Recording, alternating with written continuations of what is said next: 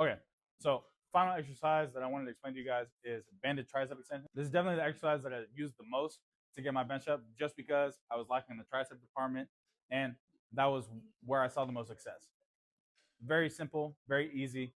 You come over here, you grab a super high tension band that you're only going to be able to get about 20 to 25 reps, and you're going to be struggling all those reps. Then you're going to drop down to a medium tension band, basically just to get as much blood flow, as many reps as possible. All right.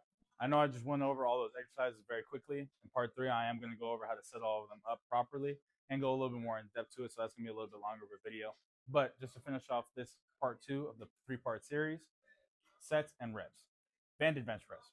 Banded bench press is a little bit of a different story. It depends on how much you can bench with the bands on there. If you can only do the bands, then you're more than likely better off doing 4 sets of 8 reps, focusing on being more explosive and the overall power output that you're putting into the bar. Pistol press. Pistol press, also, depending on what dumbbells you grab. I'm going to go over how to do a pistol press on the incline after this in part three.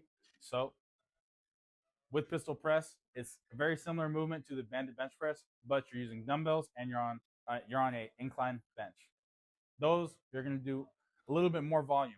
I like doing 3 sets of 12 to 15 because I like the blood flow through the triceps and the squeeze of the chest at the top.